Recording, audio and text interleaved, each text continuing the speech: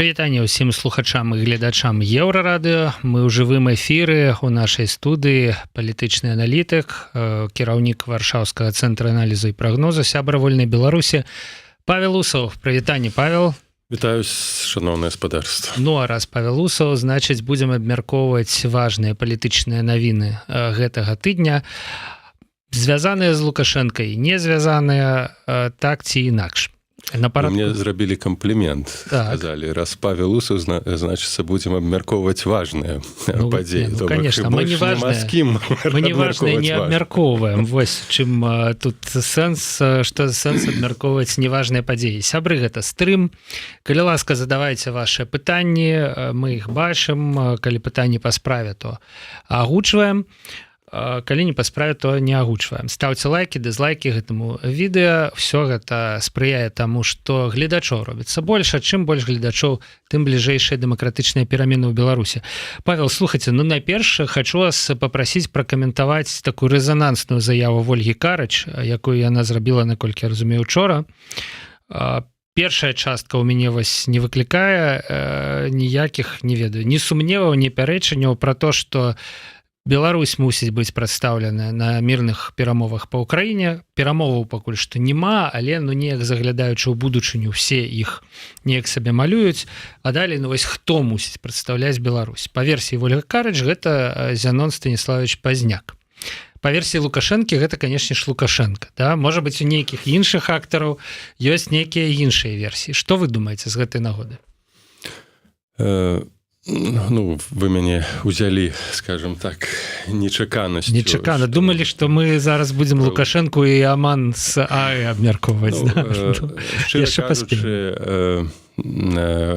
перамовы на сённяшні дзень можна разглядаць як скуру незабітага медведзя. Так, вось, і хто там будзе, як яны будуць выглядаць, ну, гэта на сённяшні дзень вялікае пытанне, і мы просто можам там спекуляваць і выдаваць наши жаданні за рэчаіснасці наадварот, але, як паказвае гісторыя, ўсё можа быць зусім інакш. Па-першае, давайте зразумеем, што ніякія перамовы, пры якіх Украіна будзе выглядаць як краіна, якая прайграла ў вайне, ці капітулюючая краіна, пра што сёння сказаў Зеленскі, яны фатальныя для Беларусі. У такіх умовах ніхто, акрамя Лукашенка, Беларусь прадстаўляць на такіх перамовах просто у прынцыпе не будзе.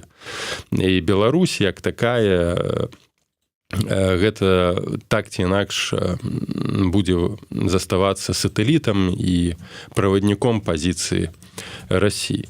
У выніку, калі вось давайте да гэтага вернемся пытання. У выніку, калі Украіна будзе дыктаваць свае пазіцыі з пункту гледжання пераможца, і яе пазіцыі будзе падтрымліваць Злучаныя Штаты Амерыкі і Еўропа, то тады якраз такі Злучаныя Штаты, Захад будзе дыктаваць парадак дня і тых, хто будзе прадстаўляць Беларусь. Ці будзе месца для Лукашэнка ў гэтых перамоваў, ці не, мы не ведаем. Магчыма, я не выключаю таго, каб канфлікт не перайшоў па-за межы тых тэрыторыяў, якія ўжо ў гэтым канфлікце былі завязаныя. Ну, а трэба разумець, што для Захаду бяспека і стабільнасць у іншых рэгіёнах гэта прыярытэт. І я думаю, што нават пры паразе Расіі, калі рэжым у Беларусі закансервуецца і будзе заставацца стабільны, то я не выключаю магчымасць таго, што Захад будзе весці перамовы з Лукашенко. Нават ён можа не быць прысутны, бо гэта, ну, трэба ж зразумець, што перамовы не будуць тычыцца перадзелу свету, так, новых межаў. Перамовы будуць тычыцца таго, што Украіна захоўвае за сабой тыя тэрыторыі, якія былі захоплены Расіяй. Гэта ў ідэале, так, з Крымам, з Донбасам. Расія павінна будзе выплаціць кампенсацыі, кантрыбуцыі Украіне, так, і пацярпелым грамадзянам Украіны, выплаціць нейкія там выплаты для Захаду. Таксама не ведаем, у якім фармаце будзе існаваць Расія. Магчыма, там наступіць хаос. І на фоне хаоса ў Расіі, канешне ж, Захад будзе зацікаўлены ў мірнай трансфармацыі Беларусі. І магчыма, на нейкім этапе дапусціць, што альбо Лукашенко, альбо ягонае прадстаўніцтва будзе захоўваць уладу, як гэта неаднакратна было. Так, і на Блізкім усходзе, і ў Афрыцы, і ў Лацінскай Амерыцы. Так што казаць пра тое, што перамовы, якія будуць адбывацца з пазіцыі Украіны, пазітыўна нейкім чынам адаб'юцца на Беларусі адразу, канешне, мы не можам, бо мы будзем ведаць, у якім геапалітычнай сітуацыі апынецца наш увесь рэгіён, з якімі выклікамі сутыкнецца Захад. Калі мы пераходзім да пытання, хто з боку беларускай супольнасці будзе прадстаўляць Беларусь, давайте знову шчыра скажам. Мы не ведаем, калі гэтыя перамовы такога кшталту адбудуцца, бо мы не бачым, што Расія прайграе фундаментальна ў гэтай вайне. Яна не выканала сваіх стратэгічных мэтаў, не знішчыла Украіну, не захапіла Кіеў, але яна не прайграла ў гэтай вайне. Гэта тактычная параза, якая не азначае, што Расія аслаблена, што яна вось ужо валіцца і што рэжым Пуціна слабы. Таму на сённяшні момант, па-першае, мы не ведаем, калі такія перамовы адбудуцца, калі Расія будзе абвесціць пра сваю паразу, ці ввогуле будзе дасягнута такі стан рэчаў, у якіх Расія прайграе. Магчыма, хутчэй за ўсё будзе нейкі перамоўны працэс, замарозка канфлікта, і на гэтым усё скончыцца. У такой сітуацыі там пра Беларусь нават і няма пра што гаварыць. Калі ж усё дапусцім, знову мы спекулюем, яшчэ раз гледачам хачу падкрэсліць, што гэта выключна сцэнараванне. Калі перамовы адбудуцца ў перспектыве некалькі год, то вялікае пытанне, у якім стане будзе знаходзіцца апазіцыя. І Лукашенко таксама. І Лукашенко таксама. Але мы кажам пра апазіцыю. Мы назіраем крызісныя працэсы. Пасля 25-го году статуснасць Ціхановскай хутчэй за ўсё панізіцца, так ці інакш, бо электаральныя цыклы для Захаду заўсёды мелі вялікае значэнне, вялікі прыярытэт. Факт таго, што за 5 год сэнсоўна, грунтоўна нічога ў Беларусі не змянілася, сэнсоўна, грунтоўна сітуацыя ў апазіцыі пагоршылася. Узнікае пытанне, ці гэтая апазіцыя эфектыўная, ці мае сэнс надалей столькі ўкладацца ў гэтыя структуры, якія не носяць ніякага практычнага сэнсу. То бок, магчыма, варта дамаўляцца з Лукашенко, вяртаць там дыпламатычныя адносіны, магчыма, мы праз гэты працэс вызвалім дзесятак, другі, трэці палітычных зняволеных. Гэта лепшае, што мы можам зрабіць, бо іншых механізмаў паўплываць на сітуацыю Беларусі няма. З ідэалагічнага пункту гледжання, вось гэта практычны пункт гледжання сітуацыю ў апазіцыі. З ідэалагічнага пункту гледжання, канешне, адзіная структура, якая заўсёды базавалася на прынцыпах нацыянальных прыярытэтаў і нацыянальных інтарэсаў, акрамя пазняка і вольнай Беларусі, проста няма, хаця б на ўзроўні сімвалічным. Я не кажу пра ўзровень уплыву структурнага, скажем так, канешне ж, з прычыны 20-го году, гэтыя структуры маюць і яшчэ пакуль пэўную легітымнасць, падтрымку, статуснасць, але з пункту гледжання ідэалагічнага, прынцыповага, каштоўнага на сённяшні дзень, акрамя беларускай рады народнай, так, ураду і Зянона Станіславіча з палітычнымі структурамі і афіляванымі з гэтымі двума структурамі сіл, у прынцыпе ідэалогіі нікога няма. Усе тыя структуры, якія ўзнікалі і ўзніклі, асабліва офіс, яны у ідэалагічным сэнсе сябе дыскрэдытавалі, магчыма, гэта камусьці не панравіцца, але гэта факт сваей пазіцыі да 22-го году. Калі асноўным прыярытэтам і чаканнямі была арыентацыя на Крэмль, на Маскву, чаканні, што Крэмль падтрымлівае, рабіліся неадназначна вельмі часта абсурдныя заявы пра тое, што без Расіі мы нікуды, што Масква разумее сітуацыю, Пуцін павінен падтрымаць волю беларускага народу, і ўсё тое, што паказвала арыентацыю не на нацыянальныя прыярытэты, не на нацыянальныя каштоўнасці, а на тое, што змяніць Лукашенко любым коштам, нават калі гэта будзе саюз з Расіяй. Для пазняка, у тым ліку і для мяне, такая пазіцыя ніколі не была дапушчальнай. Ніякім чынам нельга гандлявацца беларускім суверэнітэтам, незалежнасцю, нават калі мы праз гэты гандаль даб'емся змены Лукашенко. Слушайте, але ж вы самі цяпер вось кажаце, што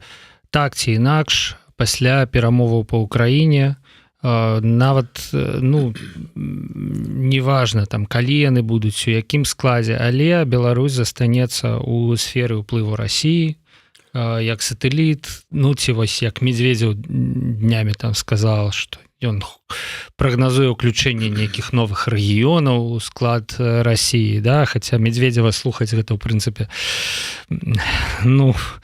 так гэта можа быць 50/50 нейкія рэальныя інсайды і трызненне там чалавека, які крыху выпіў больш віна са сваіх вінаграднікаў у Італіі там чым трэба было, да, вось, але вось вы самі кажаце, што Беларусь застаецца ў сферы расійскага ўплыву, неважна як. І калі Ціхановская, якая спрабавала ўсё ж таки нешта рабіць, змагацца за ўладу, яна да 2022 года таксама разумеючы, што Беларусь застаецца ў сферы расійскага ўплыву, спрабавала неяк дамовіцца, да? З кім яна спрабавала дамовіцца? Пасылаць сігналы там, да, што мы тут нармальныя там і гэтак далей. Ніколі нічога не разумела. Яна казала тое, што ёй укладалі ў галаву. Ты, яе каманда там, якая казала... Каманда з тымі дарадцамі павінны былі ясна і добра разумець, што з Расіяй любы гандаль скончваецца катастрофай геапалітычнай, перш за ўсё для Беларусі. І гэта ў нашай гісторыі было прыкладаў вельмі шмат. І калі тыя людзі, якія гэта разумелі, але казалі зусім іншыя і застаюцца зараз, то пытанне, наколькі яны нацыянальна арыентаваны, наколькі яны гатовы адстойваць нацыянальнае пытанне. Слухайце, там ёсць Франак Вячорка, чалавек, які, мне здаецца... Не кажыце мне пра Франака Вячорка. Настолькі нацыянальна арыентаваны, насколькі можна быць... Дыскрэдытаваў сябе, як і дарацца, як і нацыянальна арыентаваны чалавек цалкавіта, асабліва калі ён там нацыянальна арыентаваны і калі выдаваў рэверансы ў бок там Масквы, Расіі, Пуціна і непасрэдна там кантактаваў з Андрэем Суздальцевым, у мяне пытанняў проста няма па Франаку. Всё, давайте гэтую тэму зачынім.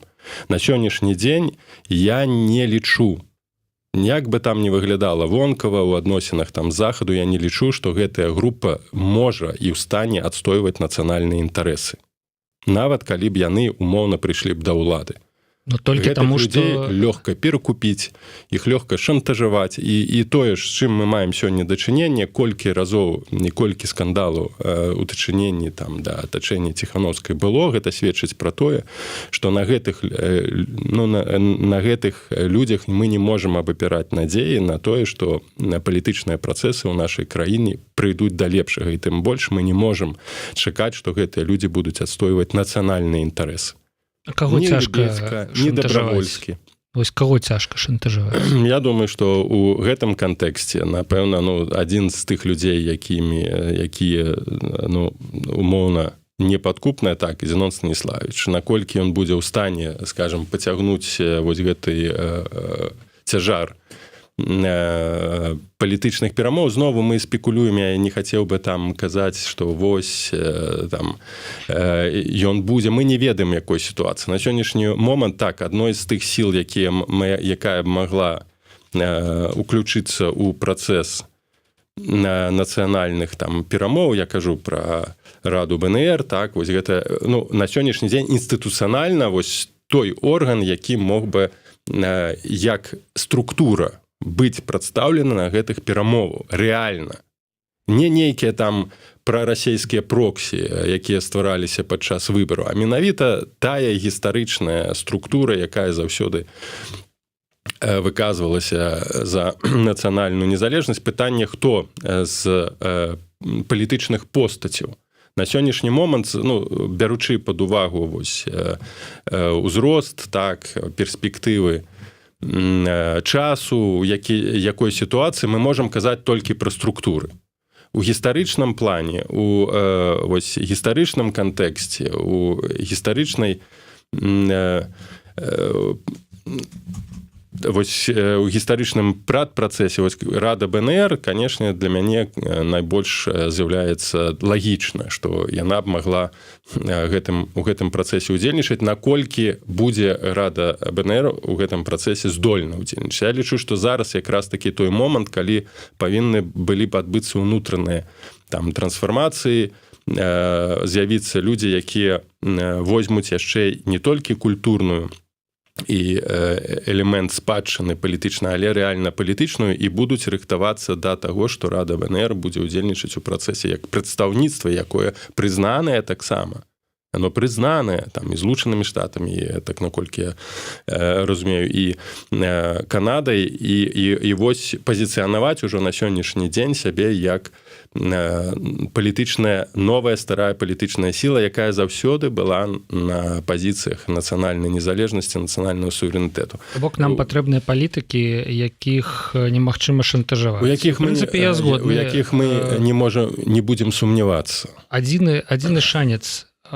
Не будзем сумнявацца. Мне здаецца, што сумнявацца все будуць ва ўсіх увесь час. Але сумнявацца і крытычна падыходзіць. Ёсць заканамерныя нейкія крытэрыі, вось, напрыклад, вы кажаце, немагчыма шантажаваць. І тут вось гэтае выкананне гэтага крытэрыю, мне здаецца, дасягаецца толькі доўгім пражываннем за межамі Беларусі, калі ў цябе няма ні маёмасці, ні сваякоў. Як на цябе ціснуць? Як ціснуць на Івонку Сурвілу? Я не ведаю. Ці на каго-небудзь новага, хто прыйдзе ў межах. Івонка, конечно, пры ўсёй павазе, але я яе ў палітычнай барацьбе, вось у гэтым піханні лакцямі, якое, безумоўна, ёсць, сёння не ўяўляю. У працэсе, скажем так, перамоў, калі мы знову не люблю я вось гэтых спекуляцый, але рада БНР можа падрыхтаваць умоўна, скажем, спіс патрабаванняў, маніфест палітычны, так, тыя умовы, пры якіх быць прадстаўніцтвам фармальным. Гэта можа зрабіць рада кансультантаў. Не абавязкова павінен быць, так скажем, нейкая постаць. Это можа быць прадстаўнічая структура, але трэба заявіць, што мы не можам, ніякіх перамоў без удзелу рады БНР быць не можа. Все, Беларусь ніхто не можа прадстаўляць, акрамя вось рады БНР. Яшчэ я не ўзгадаў адзін момант, хто можа быць уключаны ў гэты працэс, але пакуль гэта не структуравана палітычная адзінка, гэта полк Каліноўскага. Так. Вось калі там адбудзецца далейшая палітычная рэформа і складзецца нейкі палітычная адзінка, і вось Павел Шурме, які ўжо паказвае сябе як і ваіром, і палітыкам, фактычна далей развіваючыся, мог бы стаць таксама аднім з такіх вось палітычных прадстаўнікоў і голасам беларусаў. Яму яшчэ не хапае трошкі палітычнага досведу, ён больш мілітарна накіраваны, але я думаю, што гэта можна развіваць і можна зрабіць. І аўтарытэт, пакуль што не гледзячы на ўсе тыя праблемы, з якімі стыкнуўся полк Каліноўскага, ўсё ж такі застаецца вельмі моцны і акцэптавальны, прымальны сярод беларусаў. Вось на сённяшні дзень, калі мы сыходзім з ідэалагічных прынцыпаў, так, што для Беларусі, што для незалежнасці, для развіцця, для ўзмацнення суверэнітэту, для адарвання ад Расіі неабходна. Гэта людзі, якія стаяць выключна і заўсёды стаялі на нацыянальных інтарэсах, якія разумелі заўсёды, не пасля 22-го году, а да 22-го, да 2014-го, да 91-го, што Расія будзе заўсёды імкнуцца да знішчэння Беларусі як дзяржавы, як народа, і той, што з чым мы стукнуліся зараз, а не мімікрываць дзеля таго, каб выжыць, пачынаць надзяваць на сябе вышыванку. Гэта мімікрыя. Я не веру ў тое, што людзі, якія казалі пра вялікага Пуціна і вялікую Расію, вялікую расійскую культуру, насамрэч думаюць у нацыянальных інтарэсах. Магчыма, нешта змяняецца, трансфармуецца, але я пакуль не ўпэўнены. Так, можна зрабіць закід, так паглядзіце, вось немцы, і Макрон, і Оланд, і Меркель, все, яны ўвесь час казалі, Пуцін добры, трэба рабіць адносіны. Так вось і вам прыклад таго і вынік таго, што яны ўвесь час гэта казалі. Тое, што зараз Украіна расплочваецца сваёй крывёй, што беларусы расплочваюцца, бо тады яны казалі, конечно, яны не несуць ніякай адказнасці палітычнай. Яны будуць несці толькі гістарычную адказнасць, як Чэмберлен. І толькі тады, калі Расія прайграе. А калі не, то яны будуць знову пабягуць і будуць абдымацца з Пуцінам ці з Медведзевым, неважна з кім.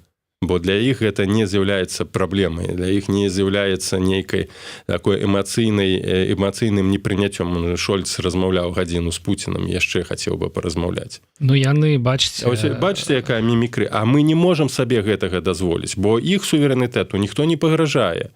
Іх тэрыторыямі ніхто не гандлюецца. Не гандлююцца тэрыторыямі Злучаных Штатаў Амерыкі, ні Францыі не гандлююць. Як толькі там нехта ў Гішпаніі кажа, давайте мы незалежную Каталонію зробім адразу ў вязніцу, і ўсё, гэта тэрарысты, экстрэмісты. Ніхто не аспрэчвае першаснасць суверэнітэту і унутранай цэласнасці краіны. А у нас, ну а што, ну мы з Расіі, ну а што там кепскага, давайте мы там мову не будзем, это не важная, ну галоўная гаспадарка, а потым можа там і свабода, можа калісьці там і дэмакратыя. Так калі вось вы разважалі такімі манерай, такімі паттернамі, такімі ментальнымі канструкцыямі, так чаму вы здзіўляецеся, што Лукашенко ўсцяж пры ўладзе?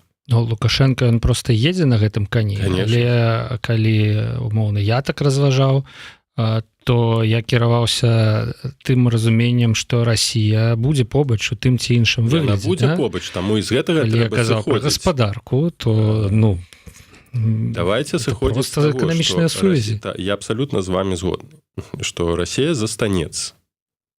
Слабая ці не слабая, она не, ну, можа быць будзе дзве Расіі, там я не ведаю, можа 8, да, ну але тым не менш, вось гэта кавалак зямлі, ну некая будзе Расія адзін. Про тое, што мы можам там вялікае княства адбудаваць у межах там тысячы. У гэтым плане, дарэчы, Лукашенко вельмі дальнабачны, ён па чарзе з гэтымі всімі губернатарамі размаўляе, а калі Расія, напрыклад, разваліцца, а ён ужо там мае з гэтым там. У сваю чаргу таксама нацыянальныя рухі размаўляюць з прадстаўнікамі тых ініцыятыў, якія хочуць зрабіць незалежныя утварэнні, там Смаленскую рэспубліку, Новгародскую рэспубліку, Інгерманскую рэспубліку. Гэта ўсё, дарэчы, адзін з тых праектаў, сцэнараў, якія варта развіваць і варта падтрымліваць. Але вярнемся да пытання, калі Расія застаецца. Тым больш, калі Расія застанецца, у нас павінна быць жорсткае, яснае разуменне таго, як мы будзем будаваць адносіны з Расіяй. А гэтыя падыходы павінны грунтавацца выключна на разуменні таго, што Расія будзе заўсёды пагрозай для Беларусі. Яна будзе заўсёды дэстабілізаваць, яна ўжо зараз, ну, разумееце, яна скупае эканамічныя актывы, яна скупае маёмасць, скупае цэлая там... Ну так, гэта ж заўважна. Агромная колькасць людзей з'ехала з Беларусі, а кошты на жытло не падаюць. І пытанне, што нам з гэтым рабіць? І мы знову павінны сыходзіць з бяспекі. Хто скупае, навошта скупае, каб потым на гэтым фоне не стварылася сетка, якая створыць партыю АПЖС, да, партыя там за жыцця з байком, якой не могуць нават мандаты пазбавіць. Гэта проксі палітычная. Украінская партыя. Украінская партыя у Радзе, якая заўсёды падтрымлівала гэта спадкаемцы партыі рэгіёнаў. І яны, гэта проксі расійская, палітычная, і ад яе пазбавіцца нават не могуць, бо парламент, дэпутаты там карумпаваныя, купленыя, яшчэ нейкія ўплывы. Вы разумееце, з якімі мы праблемамі сутыкнемся? І калі зараз не сыходзіць жорсткіх нацыянальных пазіцый, так іх трэба тлумачыць беларусам, што вы не прападзеце там без Расіі, што мы зможам, здолеем ператрансфармаваць эканоміку, бо калі мы застанемся з той адсталай постіндустрыяльнай гаспадаркай, якая жыве коштам расійскай нафты і газа, то фактычна мы заўсёды будзем жыць пры лукашызме, бо заўсёды патрэбна будзе палітычная такая ўлада, якая будзе закансервуе гэты ўклад эканамічны, датацыйную эканоміку, якая працуе на склад, ну і потым на краіны трэцяга свету. Канешне, нам будзе складана з гэтага выйсці, бо пасля такога супрацьстаяння абсалютнай ізаляцыі наша гаспадарка на 90% працуе на Расію. Як гэта было ў Савецкім Саюзе, нам з гэтага трэба будзе выходзіць, і, безумоўна, будзе перыяд спаду, і нам трэба разумець, чым нам кампенсаваць гэты перыяд спаду, як нам кампенсаваць беспрацоўе, як нам вызваліць адразу гэтай, не вызваліць, а, скажем так, больш стварыць умовы для хуткага развіцця і бізнесу прыватнага, там, сярэдняга і малого. Да, тут я плюс-мінус аптыміст, дарэчы, таму што у 90-е, калі з гэтымі праблемамі сутыкаліся краіны постсавецкага блоку, не было рэцэптаў, не было практык, все рухаліся на вобмацак нейкім чынам. Былі шокавыя рэформы і гэтак далей. Сёння мне здаецца, што міжнародная гэта супольнасць эканамічная, да, эканамічная навука, яна ў прынцыпе ведае, што рабіць, колькі трэба грошай, на колькі людзей, калі гэтыя грошы не раскрадаюцца, а ідуць туды, куды трэба, каб трансфармаваць эканоміку, каб перавучыць, там, кампенсаваць беспрацоўным, даць нейкі час і так далее. Гэта мы павінны ведаць. Гэта не нейкія там навукоўцы, так і нашы, міжнародная супольнасць, а павінны ведаць нашыя палітыкі, то бок павінны ведаць нашы эканамісты, колькі нам будзе патрэбна грошай, сыходзячы з сённяшняй сітуацыі, на колькі часу на працэс трансфармацыі. Людзі з міжнароднай адукацыі эканамічнай, я думаю, ўсё гэта ведаюць. Той же Бюрок яго песочыць туды-сюды, а што ён там робіць, але я ўпэўнены, што... Я не пачуў праграмы, не пачытаў, не пачуў. Даволі, каб была распрацаваная грунтоўная праграма трансфармацыі, бо наколькі я ведаю, вось якраз Бюрок, ён не разглядае эканамічнага разрыву з Расіяй. Расія застаецца як такі вось эканамічны партнёр. Калі Расія эканамічным партнёрам застаецца, прабачце, мы дэмакраты ніколі не пабудуем. То заўсёды будзе Грузія. Так, з гэтымі, тым больш, што тут у Беларусі настолькі моцныя алігархічныя гэтыя групы прарасійскія, што, прабачце, ніякі палітык, калі не будзе сыходзіць з нацыянальных інтарэсаў, не зможа іх перамагчы, так і Расія. Давайте перайдзем да заяўленай у нас тэмы. Вы ўжо згадалі пра расіян, якія скупляюць Беларусь, все, што могуць дацягнуцца там і гэтак далей. Я ведаю яшчэ адзін рэгіён у свеце, дзе вельмі шмат нафтадолараў. Гэта Аравійская паўвыспа. І менавіта там апошнія некалькі дзён праводзіць Лукашенко, Александр Лукашенко са сваім сынам Віктарам. Яго прысутнасць на гэтых перамовах, яна таксама, ў прынцыпе, мне здаецца, яна такая красамоўная, яна нешта азначае. Першым пунктам у гэтым візіце быў Аман, цяпер Лукашенко ў Аб'яднаных Арабскіх Эміратах. Што ён там робіць? Як вы думаеце, што ён прапаноўвае, чаму ён хоча? Ці гэта проста вось гэта камфортныя краіны для таго, каб стварыць вобраз такого рішалы, сур'ёзнага палітыка напярэдадні выбараў, якія ўжо, выбараў, канешне ж, у двух косях, але тым не менш. Стварыць нейкі выгляд перад імі важна. Справа ў тым, што гэта стратэгічная партнёра, перш за ўсё, Саудаўская Аравія, Аман не так моцны ў прыярытэтах. Гэта хіба другі візіт там за апошнія дзесяцігоддзі. То бок, вядома, ёсць нейкія пэўныя супярэчнасці палітычныя, гэта як паехаць там у Пакістан перад тым, як наведаць Індыю, бо там ёсць супярэчнасці палітычнага ідэалагічнага кшталту паміж Аманам, Саудаўскай Аравіяй, Аб'яднанымі Арабскімі Эміратамі. Але для Лукашенка і для ягонай сям'і, з таго, што мы ўжо ведаем усе, гэта адзін з тых ключавых накірунках эканамічных, фінансавых і, як кажуць некаторыя цэнтры расследавання, які менавіта ў Аб'яднаных Арабскіх Эміратах знаходзяцца сейф Лукашенка, там ён хавае свае грошы, і менавіта Віктор Ігалоўчынка, дарэчы, быў амбасадарам Беларусі, займаўся пытаннямі продажу узбраенняў. Гэта таксама сямейны бізнес, праз які не толькі сям'я, але і бюджэт беларускі ВПК чэрпіць даволі неблагія доходы, таму гэта прыярытэт. Я думаю, што гэта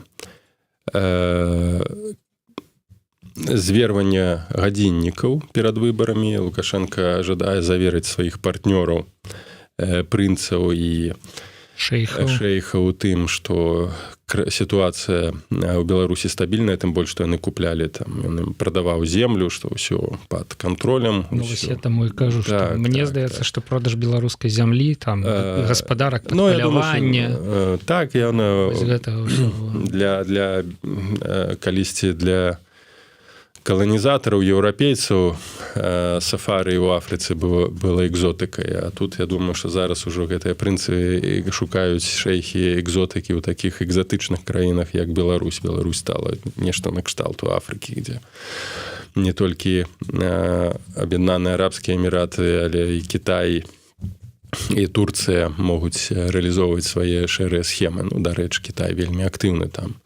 Беларусі на сённяшні дзень шмат так званых прадстаўніцтв эканамічных і не толькі і палітычных на сённяшні дзень у Беларусі. Ну, для Лукашенка вельмі важна, каб гэтыя сувязі былі замацаваныя, і таксама, каб, магчыма, Саудаўская Аравія, Аб'яднаныя Арабскія Эміраты былі ў пэўным сэнсе механізмам забеспячэння ўлады Лукашенка ў размовах таксама з Пуцінам. Магчыма, ён жадае прадаць, што ён адзіны, хто гарантуе нейкую цэласнасць тым інвестыцыям, якія былі скінутыя. Ну і, канешне, Віктар, ён заўсёды, апошнія там некалькі год, мабыць, нават 15, быў актыўным у рэалізацыі гэтых двухбаковых адносінаў з Арабскімі Эміратамі. Ну і звычайна у такіх рэчах прадстаўляецца як наследны прынц. І для іх вельмі важна, што вось ёсць тая ключовая постаць, якая будзе альбо пасярэднікам, альбо прадстаўляць гэтыя інтарэсы. Канешне, ёсць Мікалай, але так ці інакш у сітуацыі такой нестабільнасці Віктар застаецца ўсё ж такі адным з найбольш верагодных людзей, якія перахопяць уладу, хаця ён яго не маў у публічнай прасторы ввогуле. Там з прычын розных, але там асноўная, як сам Лукашенко казаў, негатовасць, але ён застаецца другой асобай на сённяшні дзень у краіне. Калі мы кажам пра ўплывы, калі мы кажам пра эканамічныя інтарэсы, карупцыйныя інтарэсы, бізнес, ценявы бізнес і гандаль узбраеннем. То бок, у прынцыпе, не сімвалічны візіт. То бок, ён сімвалічны, але нашмат больш глыбокія сувязі там ёсць. Канешне, гэта прамацванне нейкага падмурку. Я яшчэ памятаю, што ў 2020 годзе былі размовы пра тое, што сем'і, вось, ну, ці там прадстаўнікі сем'яў, да, былі вывезеныя менавіта вось туды, у Аб'яднаныя Арабскія Эміраты. Ці было так, ці не было, ну, але былі крыніцы, якія так сцвярджалі. І да сённяшні момант ёсць шмат пацверджанай інфармацыі, што сям'я там Лукашенка малодшых, там, і Зміцера і Віктара, яны нон-стоп адпачываюць, нават карыстаючыся з урадавых там самалётаў, адпачываюць там у Аб'яднаных Арабскіх Эміратах, і жонкі там знаходзяцца, нягледзячы на тое, што бізнес на працягу 20-го году хіба так, што і дзеці, і ўнукі былі туды, ну, усялякі выпадак вывезены, хаця то знову можа быць спекуляцыя, бо калі б такі факт стаў бы вядомы у псіхалагічным кантэксце, гэта вельмі небяспечна. То памятаеце, як, ну, это так звычайна ўжываю, 41 год, калі пайшлі чуткі, што Сталін выязджае з Масквы, то фактычна магло б прывесці да капітуляцыі Масквы. Таму вось на сімвалічным узроўні вельмі важна, каб прадэманстраваць, што я нікуды, ніхто з маіх нікуды не ўцякае, што мы ўсе тут і што мы будзем там змагацца да апошняга, калі б такі факт меў месца і быў бы абсалютна ясна вядома, асабліва атачэнню, якое было не ўпэўнена, куды будзе рухацца працэс палітычны ў той ці іншы бок, яны б не сталі рызыкаваць і бараніць там Лукашенка, тая Шейсманд, той же Баскаў. Навошта, калі ягоная сям'я ўжо з'ехала, значыць ён рыхтуецца уцякаць. То што мы будзем тут сваю галаву падстаўляць? Яны першыя б збеглі б як шчуры з карабля. Таму я думаю, што гэта магло выкарыстоўвацца як элемент мабілізацыі палітычнай апазіцыі, паказчык таго, што Лукашенко ўжо з'ехаў, што яго ў Менску няма, што вось самалёт падрыхтаваны стаіць. Гэта заўсёды так працуюць інфармацыйны эфект. Пытанне, хто да такіх разумных рэчаў мог дадумацца. Не думаю, што апазіцыя. Але такія ўкіды былі. І я прыгадваю першы такі ўкід 2018 год. Памятаеце, калі была справа Белты? Калі Тутбай упершыню хіба апублікаваў, пацвердзіў факт, што Лукашенко не з'яўляецца. Он павінен быў ехаць у Гомель з візітам, яго не было, што ён захварэў, і Тутбай першы пачаў спекуляваць, не спекуляць, а развяжаць на тэму, а хто пасля Лукашенка, які адбудзецца. І менавіта пасля гэтага пачаліся рэпрэсіі супраць Тутбая. Не тое, што там падпіска на Белту, а менавіта з того, што Тутбай, які лічыўся адным з галоўных медыяў умоўна нейтральных, які небяспечную тэму падняў. А чаму? Я не думаю, што гэта была ўласная ініцыятыва паднімаць такую тэму. І вось калі гэта ўсё пасля гэтага пачаліся рэпрэсіі. І это элемент гібридных войнаў, паказчык таго, што Лукашенко хворы, што ён ужо вось-вось памрэ. Для дэстабілізацыі, для дэзарыентацыі палітычных эліт, атачэння сілавікоў і гэтак далей, гэта элемент інфармацыйнай барацьбы.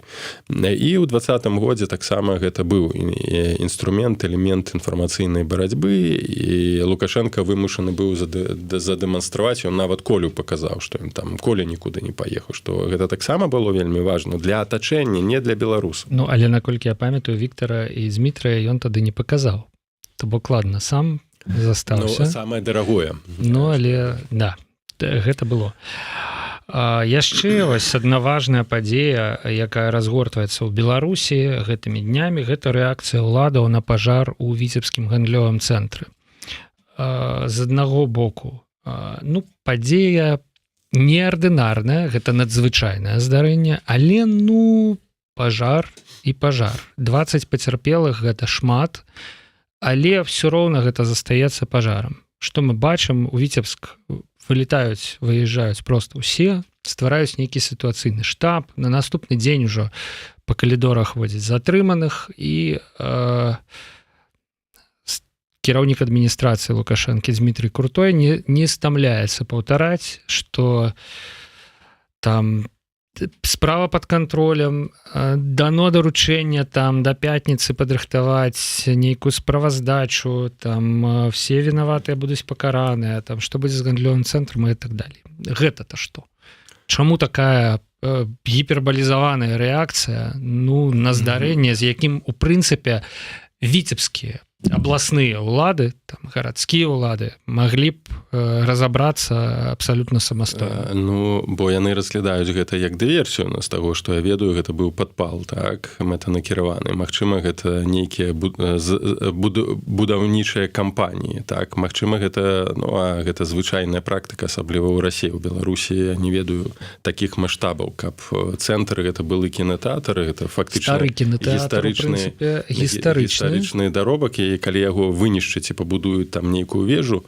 Але ўжо сказана, што вынішчыць. Значыць, я думаю, што з гэтым могуць быць звязаныя людзі прыбліжаныя да атачэння альбо да блізкіх да Лукашенка алігархаў, замест таго, каб яго адбудаваць. Для гэтага і робіцца так, што вось вынішчаны, нанялі нейкіх шасцёрак. Цікавая трактоўка. І мы мусім паглядзець, што будзе будавацца на гэтым месцы. Як толькі будзе ясна, што там пабудуецца, то будзе ясна, хто за гэтым стаіць. Заўжды глядзіце, каму выгадна. Канешне. І хто хто з кім прывязаны. Хаця я памятаю, што Лукашенко скінуў нябыт аднаго з сваіх прыбліжаных Канаплёва за махінацыі ў будаўніцтве. Ну, паглядзім, каму ён гэтую зямлю прадаў. І, магчыма, будзе ясна, што гэта не прыбліжаная да Лукашенка алігархія, але алігархія расійскія, а тут шесцёрак знойдуць, якіх яшчэ абвінавацяць, што яны працавалі на беларускую апазіцыю. Будуць фільмы паказваць, што іх там латушка заплаціў там ці Пол Каліновска. Таму, канешне, гэта прыкра, бо наша спадчына вынішчаецца. Нават тая савецкая спадчына, якая б яна не была, там застаўся след і пэўныя архітэктурныя элементы, яны павінны, як прыклад, ўсё ж такі там застацца. Ўсё гэта вынішчаецца, і савецкае, і несавецкае, і на гэта глядзець вельмі цяжка. Гэта ўлада, тыя людзі, якія там зараз прыбіліся да яе, яны абсалютна у любым аспекце антыбеларускія. Што тычыцца, чаму такая рэакцыя? Ну, па-першае, таму, што гэта даволі значнае выдарэнне ў абласным цэнтры, вялікі будынак. І гэта адбылося напярэдадні выбараў, калі ўлада ўсё павінна была кантраляваць, што нічога такога ў прынцыпе не павінна было здарыцца. Лукашенко дэманструе тут увесь Віцебск, 300 000 бачыць, што ўлада абсалютна тое, што гэта падпал, што гэта мэта накіравана, што за гэтым хтосьці стаіць ды яшчэ і дэкларуюць. Дарэчы, я думаю, што зараз якраз такі ўсе сродкі масавай інфармацыі, у тым ліку незалежныя, на гэтым павінны рабіць упор, казаць пра тое, што знішчэнне гэта якраз такі вынік таго, што за гэтым стаіць Лукашенко, каб прымусіць улады адбудаваць, адрамантаваць гэты архітэктурны будынак, і ўжо можна казаць забытак, бо будынак, якому больш за 50 год, я не ведаю, колькі яму там гэтаму. Ну вот недзе 50. Ён ужо залічыцца архітэктурным 52, здаецца. Так, архітэктурнай спадчыны. Ну і калі вось беларусы паглядзіце, ну хаця яны ўжо так даўно бачуць, кім ёсць і што ёсць тая ўлада, якая сёння захапіла краіну. Гэта вынішчэнне ўсяго таго, там і паркі. Віцебск найбольш пашкадаваны. З таго, што я ведаю, там у цэнтры горада быў выдатнейшы парк. Там касінец ўсё пакасіў. Там быў жа такі, ну, там фактычна такі забытковы парк, бо там прывозілі расліны з іншых краін, узяў усё, закатаў пад асфальт. Гэта шкоднікі, гэта вось паразіты. Насамрэч, нашу краіну захапілі паразіты, якія зжыраюць яе, вынішчаюць усё тое, што нават гэтае савецкае пакаленне будавала. Гэта жудасна. Тое, што самае ў Расіі адбываецца, на жаль, ва ўкраіне такія ж самыя рэчы. Вось калі паразіты становіцца палітычнай уладай, гэта небяспечна, гэта вельмі небяспечна. Ну і, канешне, яны зараз будуць намагацца. Ну, я лічу, што хаця б зрабіце выгляд, чаму маўчыць там гэтыя Заронак і Гігін, чаму не кажа, што як так, не дадзім згубіць нашу там спадчыну савецкую, камуністычную, сталінскую, ну так давайце, бараніце гэты цэнтр.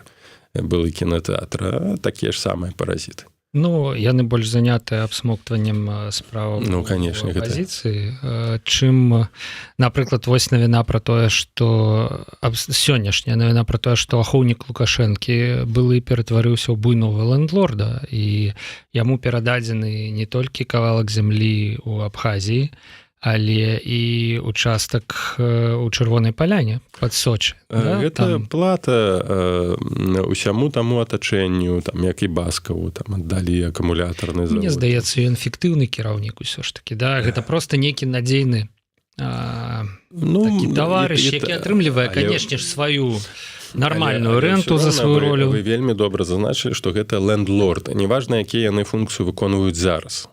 Пытанне, якую функцыю яны будуць выконваць потым. Бо гэта тыя людзі, на якіх Лукашенко будзе абапірацца. Гэта магнаты, так. Так, ён лічыць, што гэтаму можна даверыць. Якія будуць не толькі яго падтрымліваць, якія будуць падтрымліваць у сістэму пасля яго.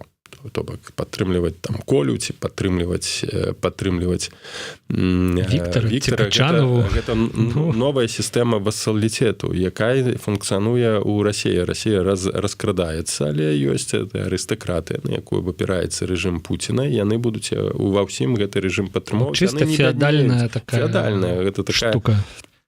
Васалы, і толькі выключна цэнтральныя ўлады, то бок калі насельніцтва, тэрыторыя разглядаецца як плата за паслугі, гэта вайсковыя, нават это вайсковыя арыстакраты, гэта не проста там нейкія чыноўнікі, дарэчы, такіх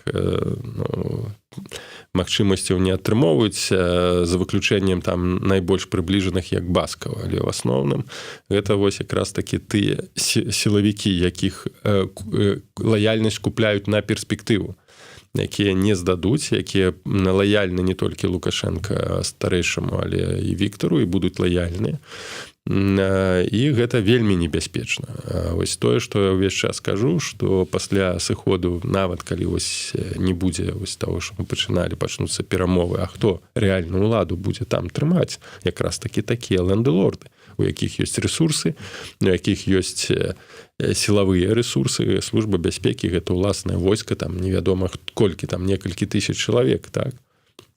Якія так проста ўладу не аддадуць. Ну, і то бок яны лаяльныя не толькі, і можа быць нават не столькі там Лукашэнку, Пуціну, да, яны лаяльныя той маёмасці, якая знаходзіцца ў іх руках. Яны разумеюць, што прыйдзе іншая ўлада, яна гэтай маёмасці можа пазбавіць. Чаго яны не разумеюць, гэта таго, што гэтая ўлада, яна як дала сёння, так і забярэ ў пэўны момант, калі раптам што-небудзь пойдзе не так. Такіх прыкладаў, мне здаецца, даволі шмат ужо, але ўсе вераць у тое, што... Скандал, я зараз не прыгадаю былога кіраўніка службы бяспекі, якога